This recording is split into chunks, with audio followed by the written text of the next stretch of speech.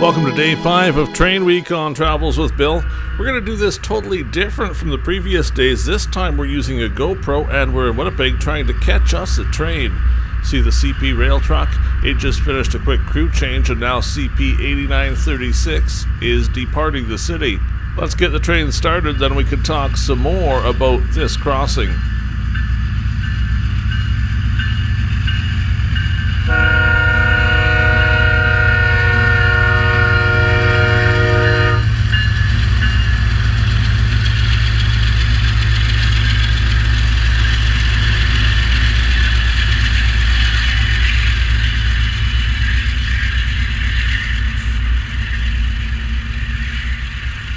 So let's talk tech first. We're using a front-mounted GoPro for this video. It's right on the front hood of the Travels with Bill van.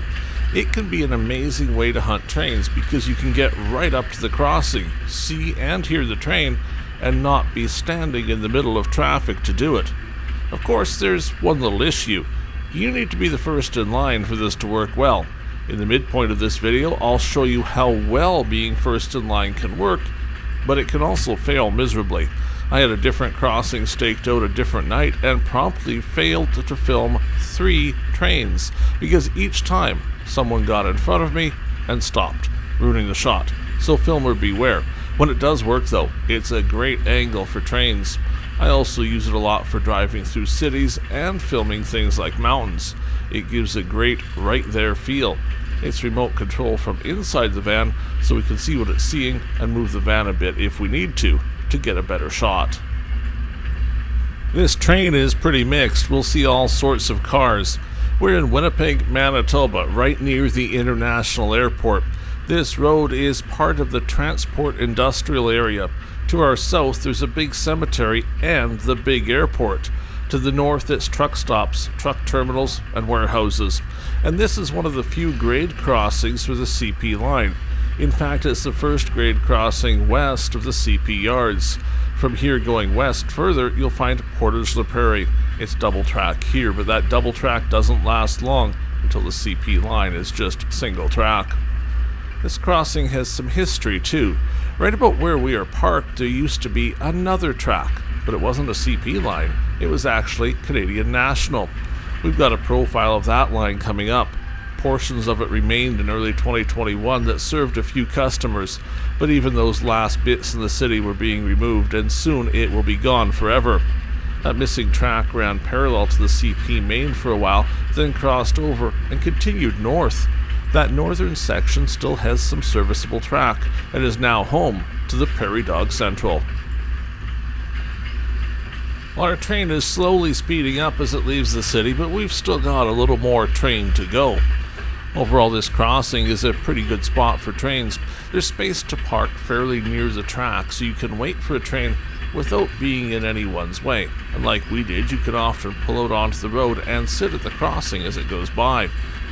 There isn't a pile of traffic on the road, and as you'll soon see, that made for this being a very interesting double catch. We're in late December when this is airing originally. So for trivia's sake, this is also a line that always has the CP Rail holiday train. In this part of the country, CP only has a single line, so whether it's the north or south route, that train always passes by here. Back in 2015, I rode across this crossing on the holiday train. We were lucky enough to be filming on board and doing a live radio show as we headed down the track. It's probably one of my best train memories. One day, you might even see some of that video on Travels with Bill. Speaking of, we're in the middle of Train Week 2021. Each day this week, we're releasing a new train video, but we also show lots of other videos about fairly interesting stuff. So if you found this and aren't already subscribed, hit that subscribe button to make sure you see it all. And if you're time traveling, search the channel for Train Week. You'll find a whole pile of train videos to keep you busy. Well, from what started as a really slow train, we're getting to be pretty fast here, and that's typical of this crossing. Quite often you'll find a crew change right before the train heads out, so they'll start off slow, and as they get out of the city, they go faster and faster. The second part of this train is essentially an oil train. Those are getting to be pretty common in this part of Canada as the pipelines just can't keep up to moving all that Canadian oil. When you see an oil train, you'll notice there's always two cars that are different. At the very front and very back, there will be a grain or box car. Those are there for a reason. Essentially, they provide cushioning for the oil in case of an accident. That one empty car can absorb some impact and hopefully keep the oil from leaking or, worse yet, catching fire. At the very end of this train, you'll see one of those cars, so you can see what I mean. So keep watching for it. Now, normally we show one train per video if we're watching the whole thing, but today is special. I'm going to show you, well, a bit of a magic trick, really.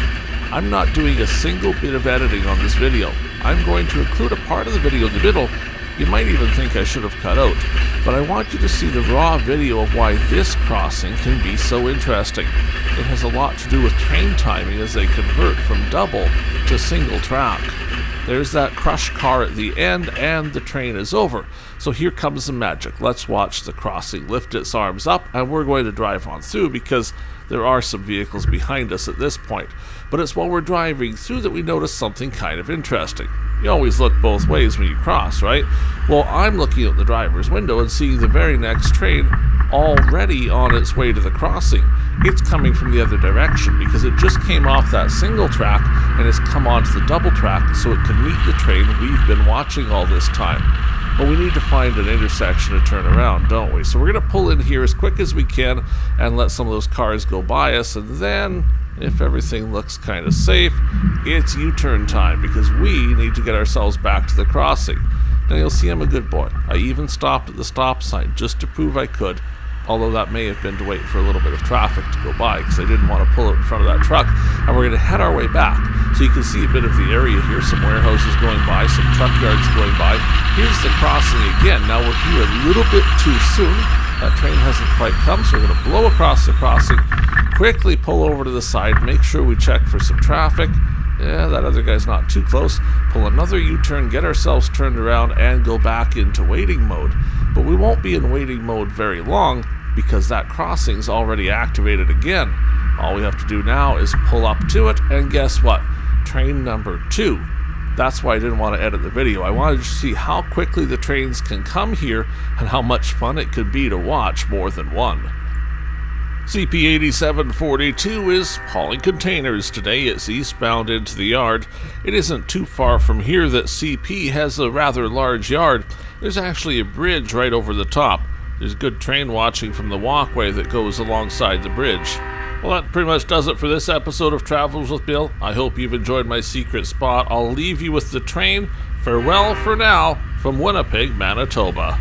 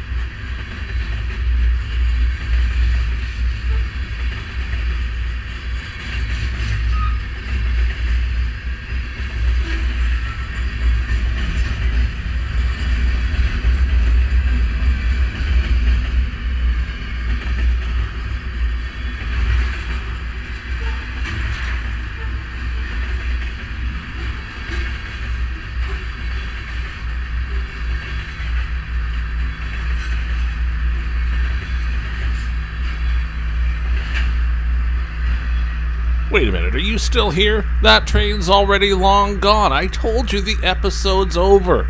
We'll see you on day 6 of Train Week.